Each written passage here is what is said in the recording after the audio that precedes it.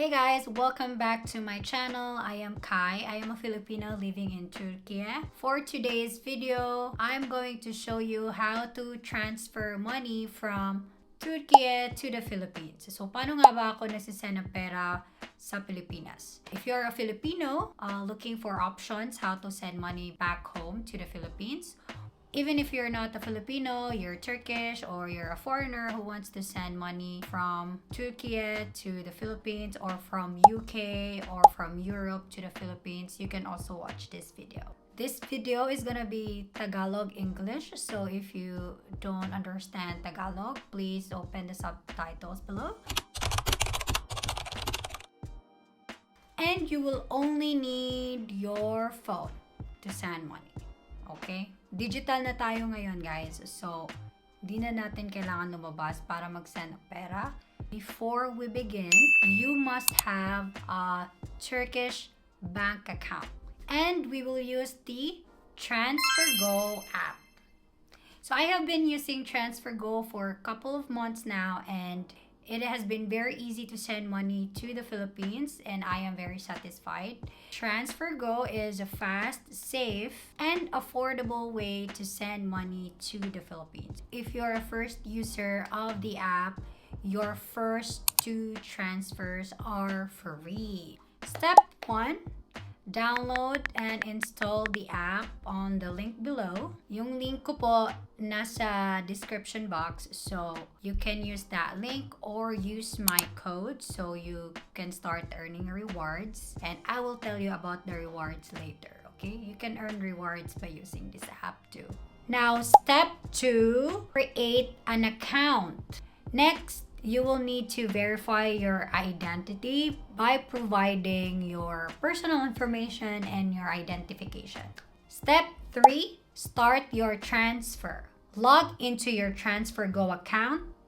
Set Turkey as the sending country and the Philippines as the receiving country. Enter the amount you want to send. Step 4, enter the recipient's detail. You can actually send it to any mobile wallet. So you can send it to GCash, Coins.ph, Maya, and GrabPay app. So if walang bank accounts yung ang gusto nyong senda ng pera, you can send it to their mobile wallets directly.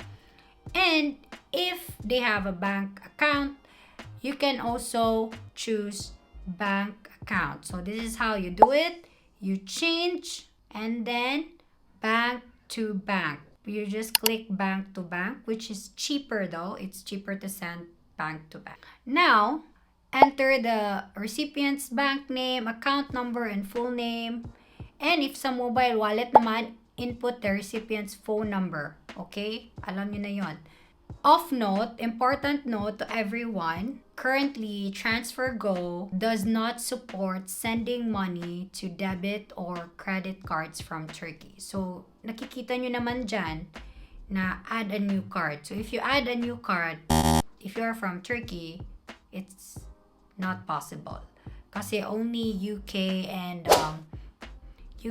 European countries lang yung pwede na malagay na credit card and debit card there. So next step is choose payment method and send money. So you must pay via bank transfer. Now transfer the money from your Turkish bank account to TransferGo's local bank account. The details will be provided in the app, okay?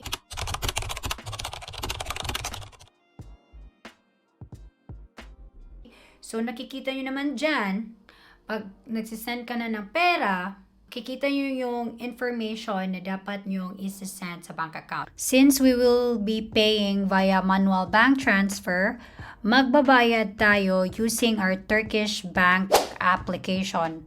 I am using QV Turk. So next, punta tayo sa QV Turk Bank or yung bank na ginagamit nyo dito sa Turkiye. Then hanapin nyo ang money transfer na option. Then to another account, or it's called wire transfer. Depende yan sa mga app ninyo. I-copy-paste nyo ang IBAN number. Then type in the Turkish lira amount na gusto nyong isend. Dapat same amount ito ng nasa TransferGo ninyo. On the description, dapat ang reference number ang i-copy-paste ninyo. Then, send the payment. After sending the payment, go back sa TransferGo app and click I have paid in. Step 6. Confirm and track your transfer. So, once your payment is sent, TransferGo will process it. So, you can track the status and the app. Next, you'll receive a confirmation email once the transfer is complete. O diba, madali lang. Ang dali-dali lang mag-send ng pera galing sa Turkiye to the Philippines. Also, if you've downloaded the app, you can also earn extra cash by just referring a friend. If meron kayong kakilala na gusto din mag-transfer ng money to the Philippines, you can also invite them using your code. Now, you will get £20 for every friend who signs up and sends money. Kung may kakilala ka, invite mo na sila. Download mo na yung app, send ka na ng pera to the Philippines, and then can invite your friends and you will get to earn unlimited. So, there's an unlimited earning of €20.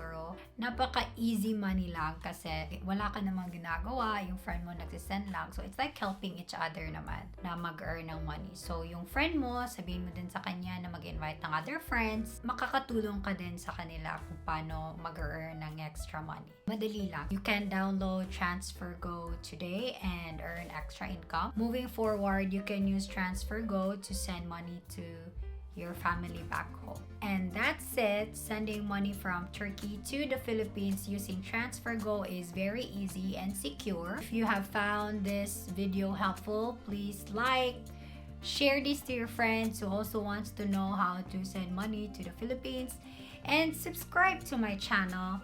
Also, follow my social media accounts at Maria Kaizen sa TikTok and Instagram.